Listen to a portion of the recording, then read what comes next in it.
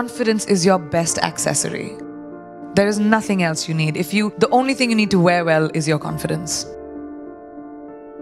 Confidence truly is the key to getting ahead in life. If you believe in yourself, the world will believe in you. Because perception is reality. I don't think confidence is something that you are born with. I don't think confidence it's a skill set. And I had no confidence growing up. As a child, I had very low self-esteem. I was a kid full of fear, insecurities, somebody who had very low self-esteem, didn't believe in myself at all. The only thing that I knew that I had was the ability to work bloody damn hard. And that's the only thing that I did. Confidence is something I taught myself over the years. I started becoming okay with who I am. I became the best version of me. And then I sort of said, I'm okay, I'm all right. Your flaws are fine. No one is perfect. None of us. We all have bad days. We're all gonna feel like shit sometimes. You're all gonna have bad days, and that's fine. We have this crazy standard, especially with the internet, where everything has to be perfect all the time, and we have to look perfect, we have to behave perfect, we have to say the right things. Everyone screws up, and that's all right. Laugh through it, don't take yourself too seriously, and make sure that you don't live for someone else's validation. It's your validation that you need. Be yourselves. Guys, it's great to be you. Whatever you might want to be, that is the best version of you. So you drop stuff around, or you are clumsy and you're a klutz, but it's you. And that's what makes you special. We are going through our problems as a world right now because that's what we do. Because we put people in boxes, because we stereotype, because we say everyone who's like this will be like that. But not in my experience. Nothing is a straight line. And we need to stop looking at the world like that. Diversity shouldn't even be a conversation. It should be normal. When we look around this room, there's not one kind of person. I don't even see one kind of person in one row. And that's our normal. We've forgotten that eventually we're all human. It's this one little planet that we have, which in this big universe is really tiny. So we should stop giving ourselves so much importance and saying, oh, well, you're better than me or I'm better than you. We all are basically humanity. And let's go back to that and bring compassion and kindness into beauty and not be so hard on ourselves or other people. In life, there are moments when you stop and ask yourself, how did I get here? Why am I standing here?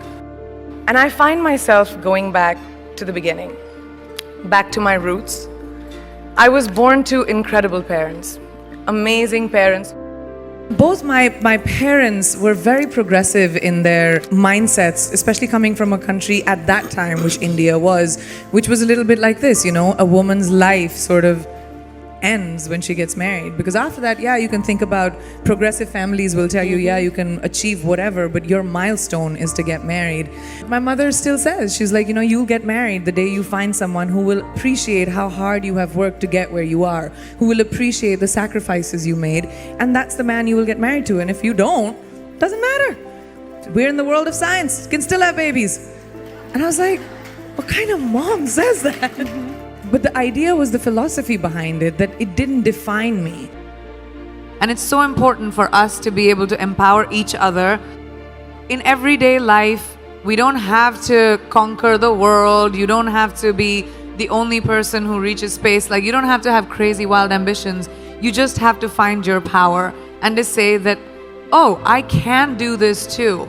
I don't have to create this crazy opportunity for me to thrive. You can thrive in anything you choose. Just have to find that confidence within yourself. Life can never be safe. And if it's safe, it's not worth living. It really isn't. You have to take risks. Risks are so important in evolution. Playing it safe, you can have an existence, but you'll never be someone who's a trailblazer. The world is your oyster. If I, a girl from a small town like Bareilly, from an army officer's family, middle class background, can today be a movie star giving an inspirational speech to you, today be debuting in America as an international pop star. Can't any one of you do it? If I can do it, you can do it, right? The world is your oyster. Finding our own confidence. No one is going to give that to you. No one is going to tell you, here's an opportunity, go make something of yourself. You're going to do it for you. I just love growing. Like I said, I think growing is a very important thing. And when I was very young, I started working when I was 17 years old. You need to be responsible for your finances and be financially independent. And that kind of really stuck with me. I just love what I do. And I'm good at it. And I love the ability to wake up in the morning and say, oh my God, I get to go to work. I mean, how many people in their lifetimes do a job that they love doing? Most people do it for survival. Kicha, we need to feed our families, we need to survive. But to wake up with, my feet and my fingers tingling and say, wow, I have this to do, I have that to do today.